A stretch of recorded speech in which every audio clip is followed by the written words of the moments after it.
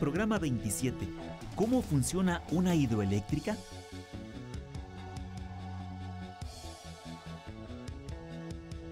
En este programa identificaremos las características y el funcionamiento de plantas generadoras de electricidad.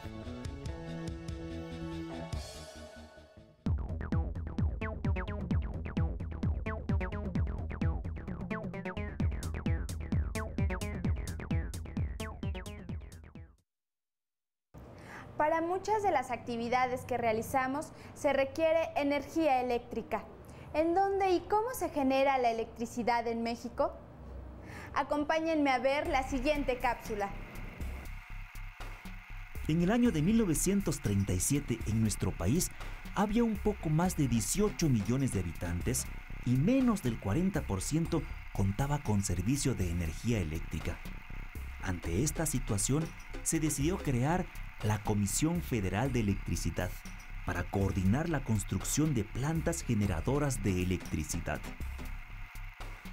Fue hasta 1944 cuando se construyó la primera central hidroeléctrica ubicada en Ixtapantongo, Estado de México, la cual sirvió de referencias para el desarrollo de nuevas centrales.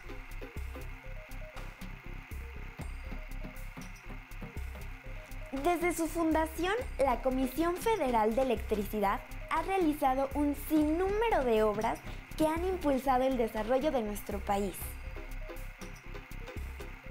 Más de 120 plantas generadoras de diversos tipos proveen la mayor parte de la demanda de energía eléctrica de la población. Estas son plantas hidroeléctricas, termoeléctricas. Se encuentran también en menor número las geotermoeléctricas, las carboeléctricas, las eoloeléctricas y una nucleoeléctrica. Todas estas plantas generan más de 49,000 megawatts. ¿Sabías que actualmente en nuestro país más de 128,000 localidades tienen electricidad? Para conducir la electricidad desde las plantas de generación hasta los consumidores finales, se cuenta con una red de transmisión compuesta por más de 47,000 kilómetros de cables, así como 327 subestaciones de diversas capacidades y más de 1,000,000 de transformadores. ¿Cómo creen que se genera y llega la electricidad a su comunidad? Los invito a que conozcamos las etapas del proceso de generación, transmisión y distribución del complejo hidroeléctrico Grijalba. Hola, soy su jefe amigo. Tengo una misión muy especial que cumplir con ustedes. Acompáñenme a conocer cómo funciona una central hidroeléctrica. Gracias a una cortina construida en el cauce de un río, se forman presas que almacenan agua, acumulando de esta forma grandes cantidades de energía en ella. Esta energía se libera por unas compuertas que dejan salir el agua de la obra de toma, cayendo con una gran velocidad por tuberías de presión. La caída es tan fuerte que mueve ruedas provistas de aspas llamadas turbinas. Estas turbinas dan movimiento a los generadores en donde se transforma la energía del movimiento en energía eléctrica. Después, los transformadores se encargan de elevar el voltaje o impulso de la corriente eléctrica para llevarla a la subestación y así poder transportarla hasta las casas e industrias. Vamos con Jaime, quien está en la cortina de enrocamiento más grande del mundo. Esta es la cortina de roca más grande del mundo y está aquí, en la central hidroeléctrica Manuel Moreno Torres Chicoacén. Acompáñenme a subirla.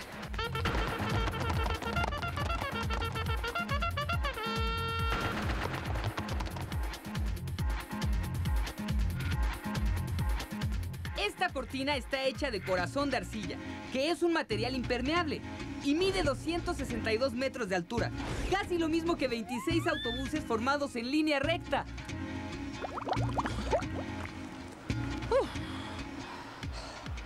Gracias al gran tamaño de esta cortina, se forma una altísima caída de agua, provocando así que el agua entre a las turbinas con muchísima presión. Por eso, esta es la planta que genera más energía hidroeléctrica de todo el país. Imagínense, genera 1500 megawatts, con lo que se podrían prender 15 millones de foquitos de 100 watts. Y aquí, en las profundidades de la Tierra, se genera energía eléctrica. ¿Quieren conocer las plantas subterráneas? Bueno, pues pónganse su casco y vengan conmigo. Las máquinas se encuentran en el subterráneo de un cerro que está junto a la presa, a 200 metros de profundidad. Por eso debemos entrar por este enorme túnel. Sandra ya está en la casa de máquinas y va a enseñarnos una turbina. Vamos a echarle un vistazo.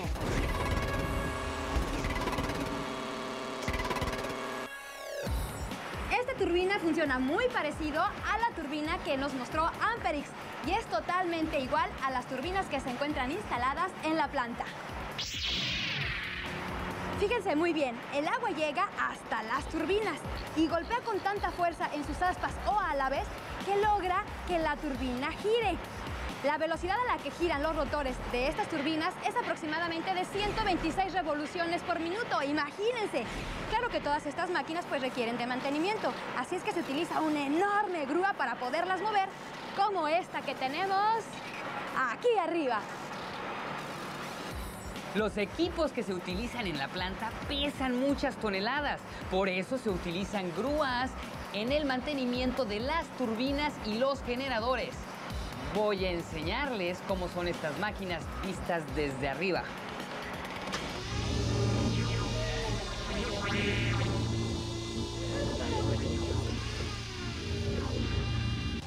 Abajo de estos círculos azules se encuentran las turbinas y los generadores, que a diferencia con otro tipo de plantas eléctricas, aquí se encuentran instalados en forma vertical para que el túnel sea más profundo y la caída del agua gane más altura y tenga más fuerza.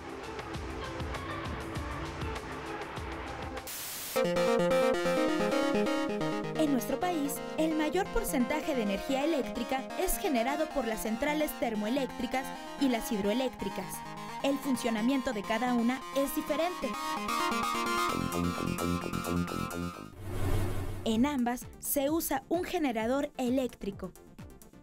Este dispositivo utiliza la inducción electromagnética como principio de funcionamiento. Se hace girar una turbina que, dentro de un campo magnético, convierte la energía mecánica de rotación en energía eléctrica. Lo único que varía en cada caso es la fuente de energía mecánica. En una termoeléctrica, la fuente es vapor a muy alta presión y temperatura, producido al quemar combustibles como el gas natural, el diésel, combustóleo o el carbón. El vapor hace girar turbinas que, junto a un generador, convierten la energía mecánica de rotación en energía eléctrica. En cambio, en una central hidroeléctrica se aprovecha la energía potencial del agua acumulada en una presa para generar electricidad. Este tipo de plantas se construyen en sitios en donde existe una diferencia de altura entre la central y el suministro de agua. Parece muy interesante la forma en que se genera la electricidad. Y para conocer más sobre este tema, escuchemos la entrevista con el ingeniero Quirino Pastelín Hernández, encargado de la subestación eléctrica de la Dirección General de Televisión Educativa. El papel de una subestación es la de recibir el voltaje en mediana tensión que nos manda luz y fuerza, y por medio de distintos elementos que forman la subestación, como sistemas de transferencia, cuchillas desconectadoras, transformadores, tableros de distribución, ir manejando por distintas etapas el voltaje. Primero, a través del transformador, bajarlo de 23,000 volts a 220 volts o a 127 según sea el caso, y por medio de tableros distribuir esa alimentación a las distintas cargas que se van a alimentar. Las medidas de seguridad para desempeñar el trabajo en una subestación son extremas. En principio se debe utilizar todo el equipo de seguridad del que se pueda tener, y que en este caso es exigente para trabajar en una subestación, como casco, guantes, zapatos con suela dieléctrica, porque en una subestación, cuando no está bien protegida, es peligroso hasta, por ejemplo, dar pasos largos. Entonces se dice que se debe marcar un paso corto dentro de una subestación, precisamente para evitar que haya una descarga de corriente a través del organismo. Entonces, todas estas implementos de protección se deben utilizar y depende también del trabajo que se vaya a realizar. Pues cuando es una simple inspección, basta con utilizar guantes, botas y casco. Cuando se va a hacer un trabajo de mantenimiento es diferente, porque entonces son implementos especiales. Los guantes no son como este que tenemos ahorita, son guantes que van a resistir un voltaje alto. En este caso estamos hablando de 23,000 volts, y son 2 o 3 guantes que se endosan, uno de cuero, uno de tela, ¿sí?, de algodón, y uno de hule, ¿sí?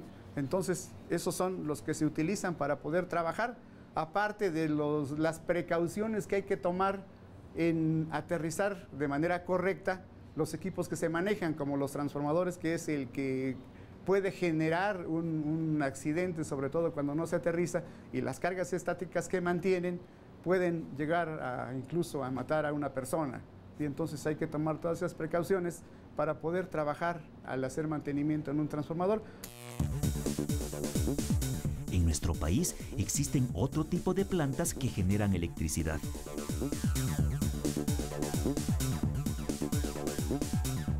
Las carboeléctricas son termoeléctricas duales, puesto que utilizan carbón y, en algunos casos, combustóleo. En las eoloeléctricas se transforma la energía cinética del viento en energía eléctrica. Y en las nucleoeléctricas se utiliza la energía liberada al romper átomos de uranio en un reactor nuclear para producir vapor y alimentar el generador. Como hemos visto, actualmente hay un gran número de plantas generadoras que nos permiten contar con electricidad en nuestra comunidad.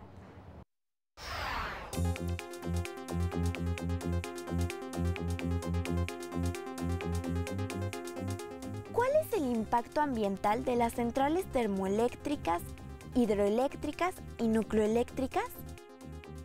Al construir las plantas hay pérdida de áreas verdes, desvío de agua de ríos o lagos, contaminación del aire y del agua, incremento en el nivel de ruido y otros factores que afectan al clima, a los diversos ecosistemas y a actividades como la agricultura y la ganadería. Una alternativa es buscar y hacer eficientes otras fuentes de energía, como el viento o el sol.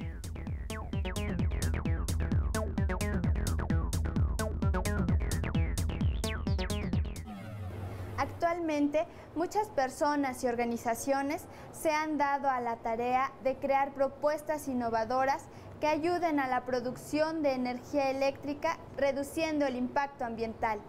Mientras tanto, nos conviene ahorrar energía eléctrica. ¿Cómo podemos hacerlo?